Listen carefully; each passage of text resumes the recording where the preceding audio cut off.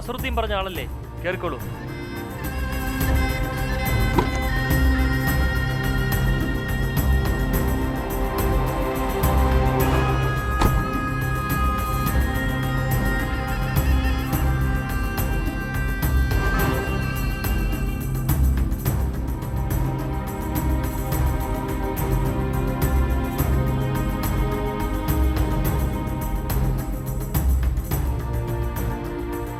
അഞ്ചു വർഷം,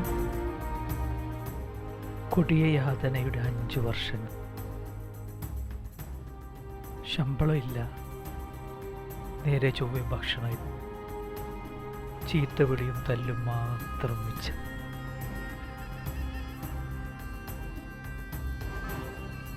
മസറകളിൽ നിന്ന് രക്ഷപ്പെടുന്ന എല്ലാവർക്കും ഏതാണ്ട് ഇത്തരത്തിലുള്ള കഥകളാണ് പറയാനുള്ളത്.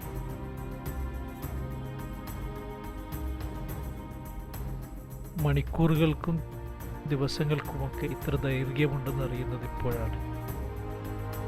ഈ ഒരു അവസരത്തിന് വേണ്ടി കാത്തു നിൽക്കുവാൻ തുടങ്ങിയിട്ട് നാളേറെയായി.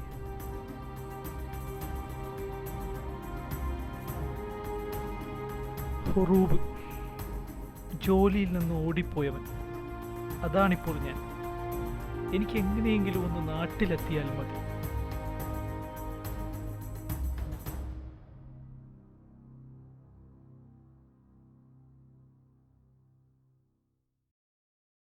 ഈ ഹുറൂബിന് നാട്ടിൽ പോകുമെന്ന് പറഞ്ഞാൽ വളരെ പ്രയാസമുള്ള സംഗതിയാണ്. ആദ്യം പോലീസിന് പിടുത്തം കൊടുക്കണോ, പിന്നെ ഡിപ്പോർട്ടേഷൻ സെന്ററിൽ പോകണോ, പിന്നെ എംബസി ഇടപെട്ട് ഔട്ട് പാസ് കിട്ടണോ. ഇതൊക്കെ വളരെ പ്രയാസമുള്ള സംഗതിയാണ്. നിങ്ങൾ അങ്ങനെ കൈ ഒഴിയെടുത്ത് നാസർ ഭായ്, വേറെ ഒരു ഗതിയുമില്ലാത്ത കുടുംബമാണ് ഫഹദിൻ്റേത്. ये आने वाला आदमी हुरूब है, मुश्किल है यार, बहुत मुश्किल है. നിങ്ങൾ ഇത്തരത്തിലുള്ള ഒരുപാട് പേരെ സഹായിക്കുന്നില്ല നാസർ ഭായ്. എങ്ങനെയെങ്കിലും ഇയാളെ നാട്ടിലെത്തിക്കാൻ നോക്ക്. അവന്റെ കെട്ടികളുടെയും കുട്ടികളുടെയും കരച്ചിൽ കേട്ട് മടുത്തു. हमारे मुल्क का आदमी यहाँ बहुत है, मुश्किल है यार, बहुत मुश्किल है.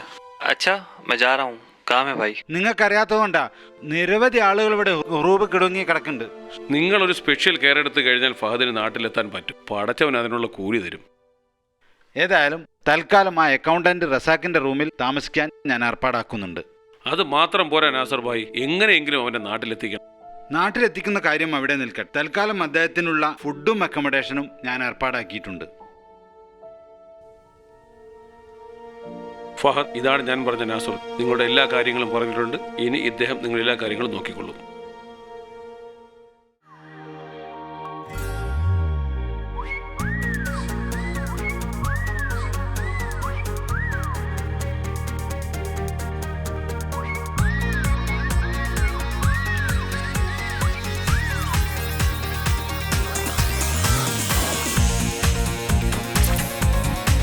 ചിക്കൻ എനിക്കൊന്നു കാണണം.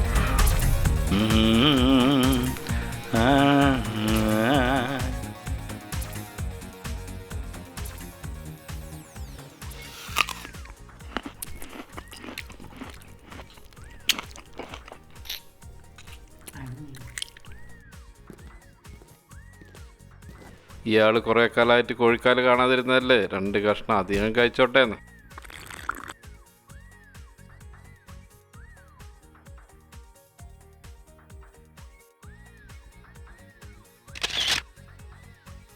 ഇയാൾ നമ്മുടെ ഫോട്ടോ എടുത്ത് ഫേസ്ബുക്കിൽ ഇടാനാണോ? ഇല്ലത്തറിഞ്ഞാൽ പടിയടച്ച് പുണ്ടാൻ വയ്ക്കും.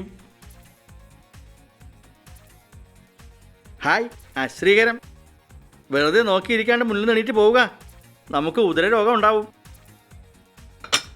ഇയാൾക്ക് 2 മെസ്സേജ് ചാർജ് ചെയ്യണമെന്നാണ് നമ്മളെ റസാക്ക് പറയണത്. എവിടെ അങ്ങോട്ട്? മുകളിലുണ്ട്. എന്തായാലും മൂപ്പർ എഴുതുന്നതിന് മുമ്പ് കഴിച്ചു തീർക്കട്ടെ. ബസ്സിന് പോകേണ്ട ദൂരല്ലേ ഉള്ളൂ, എന്തിനാ ടാക്സി പിടിച്ച് നീ കാശ് കളയുന്നത്? അയച്ചു തരുന്ന കാശെല്ലാം തൂർത്തടിച്ച് കളയാ നീ. എന്റെ ആങ്ങളയുടെ മകളെ കല്യാണം, എന്തെങ്കിലും കൊടുക്കണം. പിന്നെ എൻ്റെ കയ്യിൽ കാശ് കെട്ടിവെച്ചിരിക്കുകയല്ലേ നിന്റെ ആങ്ങളുടെ മോളെ കല്യാണത്തിന്. കാശുണ്ടാവുമ്പോൾ കെട്ടിക്കാൻ പറ. പിന്നെ ചെലവാക്കേണ്ടത് ചെലവാക്കണ്ടേ?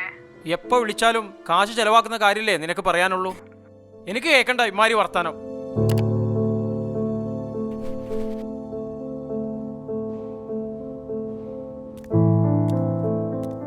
ആ റസാഖെ, ഇതാ ഞാൻ പറഞ്ഞ ആള്. ഒരു ബെഡ് കാലിയില്ലേ? ഇത് ഇവിടെ കഴിഞ്ഞോട്ടെ. കഴിയുന്നതിന് കുഴപ്പമൊന്നുമില്ല, പക്ഷെ ബെഡ് ഷാപ്പാട് ഒക്കെ സ്വന്തമായിട്ട് പേയ്മെന്റ് ചെയ്യണം. എന്റെ റസാക്കെ, ഇയാൾക്ക് ജോലിയില്ല, ഹുറൂബാണ്. സാരമില്ല, കയറ്റി അയക്കുന്നത് വരെ ഒന്ന് അഡ്ജസ്റ്റ് ചെയ്താൽ മതി. എന്നാൽ നിന്റെ റൂമിൽ തന്നെ അക്കോമഡേറ്റ് ചെയ്യിച്ചൂടെ? എന്റെ റസാക്കെ, എന്റെ റൂമിൽ ഇടമുണ്ടെങ്കിൽ ഞാൻ നിന്നോട് ചോദിക്കോ? തൽക്കാലം നിങ്ങൾ ഇവിടെ നിൽക്കി, ബാക്കി കാര്യമൊക്കെ നമുക്ക് വഴിയെ നോക്കാം. ആളെങ്ങനെ വിശ്വസിക്കാൻ പറ്റുന്ന ഇനം തന്നെയാണോ, അതോ അവസാനം നമ്മളത് അടിച്ചോണ്ട് പോവോ?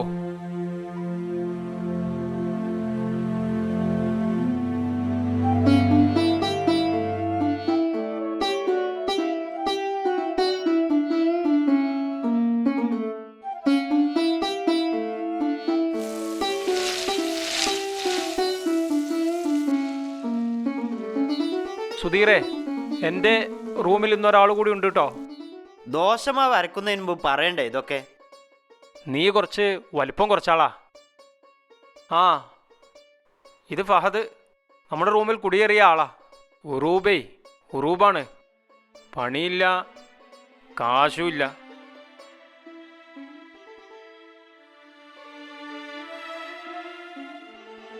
പാചകത്തിന് ഞാൻ കൂടി സഹായിക്കാം.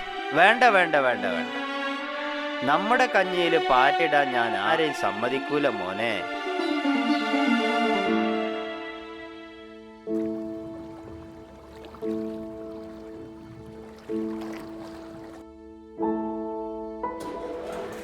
വിസ കിട്ടാൻ കടം വാങ്ങിയത് ഇപ്പോൾ പലിശയും മുതലും ചേർത്ത് പല മടങ്ങായി. വർഷം 5 കഴിഞ്ഞു. കുട്ടികൾ എൻ്റെ മുഖം മറന്നു കാണും. ജോലിയും വേണ്ട, പണവും വേണ്ട, നിങ്ങളിങ്ങ് വന്നാൽ മതിയെന്നാണ് ഭാര്യ പറയുന്നത്. എത്ര പട്ടിണിയാണെങ്കിലും കുടുംബവും കുട്ടികളുമായി ഒരുമിച്ച് കഴിയുന്നതിനേക്കാൾ ഭാഗ്യം മറ്റെന്തുണ്ട്? ഇപ്പോൾ താമസിക്കുന്ന വീട് പഴയതാണ്. അതൊന്ന് പുതുക്കി പണിയണം. പിന്നെ മോനെ മെഡിസിന് പഠിപ്പിക്കണം. അതിന് തന്നെ 50 ലക്ഷം ചിലവാണ്. ഇതിനൊക്കെ ഇനിയും എത്ര കാലം ഇവിടെ ജോലിയെടുക്കേണ്ടി വരും?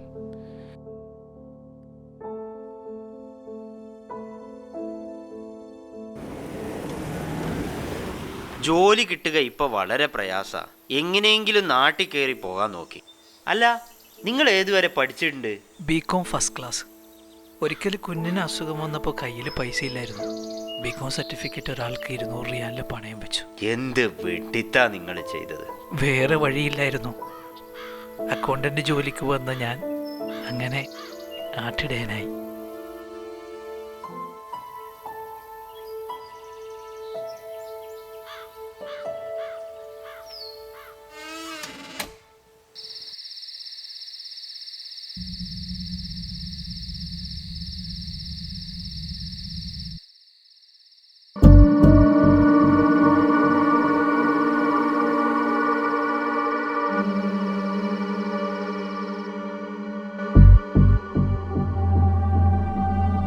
കാശിന്റെ കണക്കല്ലാതെ വേറെ എന്തെങ്കിലും നിങ്ങൾ എന്നോട് അന്വേഷിച്ചിട്ടുണ്ടോ?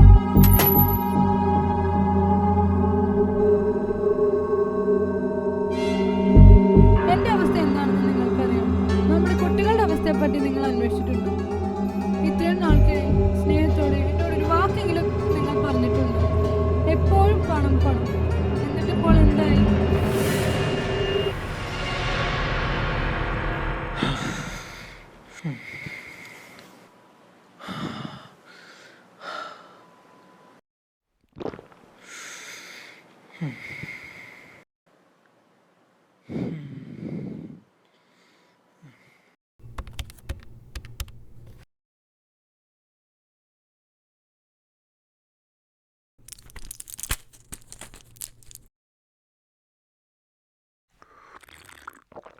بنصر الله ينصر من يشاء وهو العزيز الرحيم أولم يتفكروا في أنفسهم ما خلق الله السماوات والأرض وما بينهما إلا بالحق وأجل الله لا يخلف الله وعده ولكن أكثر الناس لا يعلمون.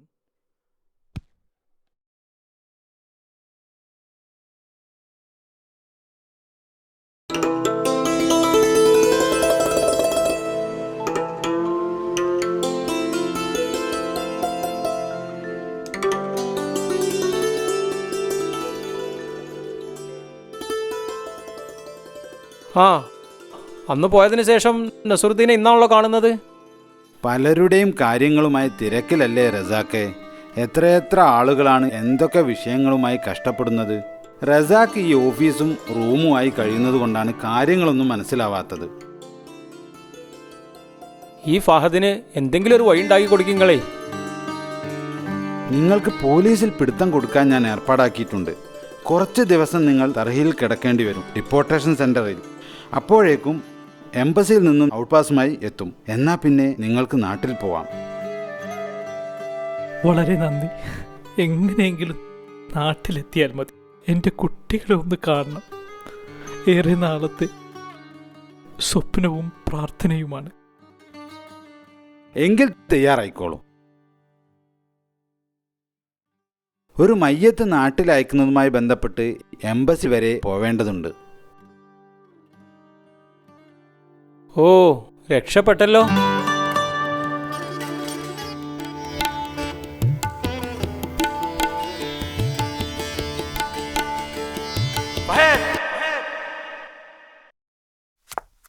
ഫഹദ്, നിങ്ങൾ അന്വേഷിച്ചാണെന്ന് തോന്നുന്നു. താഴെ പോലീസ് വന്നിട്ടുണ്ട്. നിങ്ങൾ അങ്ങോട്ട് പൊയ്ക്കോളൂ. നാട്ടിലെത്തണം. നാട്ടിലെത്തിയിട്ട് തീർച്ചയായും ബന്ധപ്പെടാം. പ്രാർത്ഥിക്കണം, എനിക്ക് വേണ്ടി പ്രാർത്ഥിക്കണം. ഒരു പ്രോബ്ലം ഇല്ലാതെ നാട്ടിലെത്താൻ. നിങ്ങൾക്കൊന്നും ഉണ്ടാവില്ല. ഞാൻ എന്നും പ്രാർത്ഥിക്കുന്നുണ്ട് ജഗദീശ്വരനോട് നിങ്ങൾക്കായി.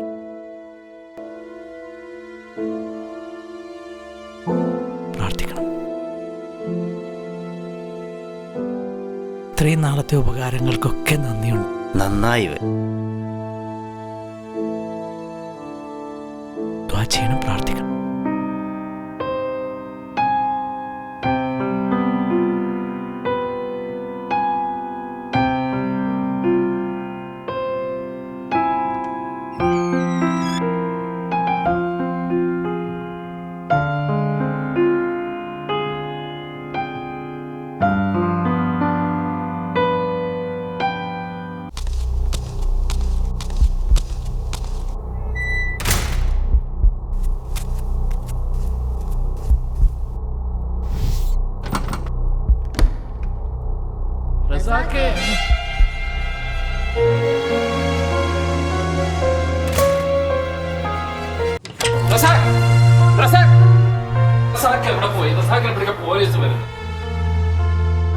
അവൻ വ്യാജ സർട്ടിഫിക്കറ്റ് കൊടുത്തിട്ടാ ജോലി കയറിയത്. ഇക്കാര്യം കമ്പനി കംപ്ലൈന്റ് ചെയ്തിട്ടുണ്ട്. പോലീസ് ഇപ്പൊ വരും. റസാഖ് എവിടെ? റസാഖ് നീ കമ്പനി കൊടുത്ത സർട്ടിഫിക്കറ്റ് വ്യാജാന്ന് തെളിഞ്ഞിട്ടുണ്ട്. ഓടി രക്ഷപ്പെടാൻ നോക്ക്, പോലീസ് വരുന്നുണ്ട്. റസാഖേ, സാധനങ്ങളൊന്നും എടുക്കാൻ നിൽക്കല്ലേ, ഓടി രക്ഷപ്പെടാൻ നോക്ക്, പോലീസ് വരുന്നുണ്ട്. അബ്ദുള്ള വണ്ടിയുമായിട്ട് ഇപ്പൊ വരും.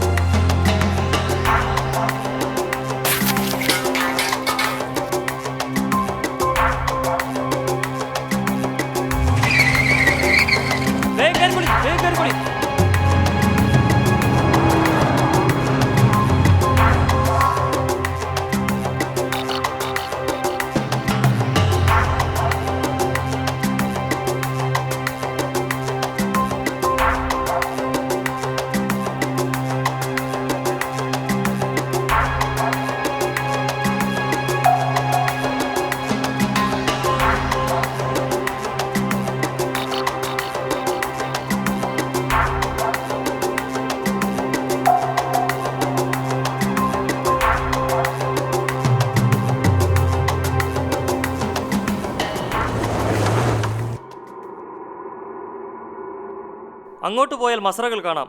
അങ്ങോട്ട് പോയി രക്ഷപ്പെട്ടോളൂ.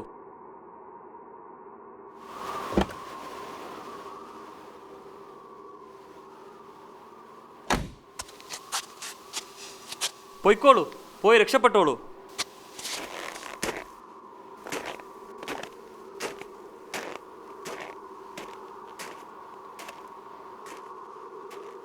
റസാഖ് ഭായ്,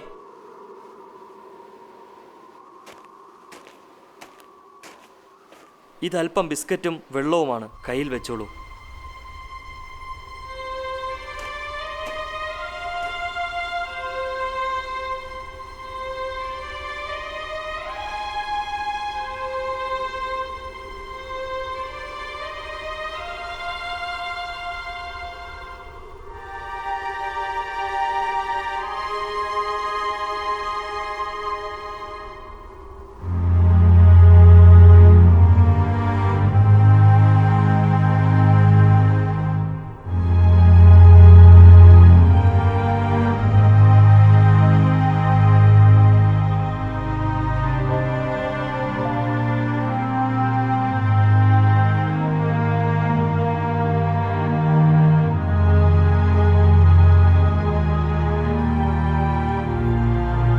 അനന്തരം ഡ്രൈവർ അബ്ദുള്ള നഗരത്തിൻ്റെ തിരക്കുകളിലേക്ക് വണ്ടി ഓടിച്ചുപോയി.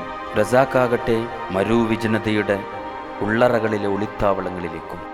ഓടുന്നവർക്കൊക്കെ ഒളിച്ചിരിക്കാൻ പാകത്തിൽ ഈ ഭൂമി പരന്നു കിടക്കുന്നു, ആർക്കും എപ്പോഴും ഓടിയൊളിക്കാൻ. പക്ഷെ ഒന്നുണ്ട്, ഓടിക്കുന്നവർക്കും ഓടുന്നവർക്കും കാലം കാത്തുവച്ചിരിക്കുന്ന ഒരു മറുപടി. അതെന്തായിരിക്കും?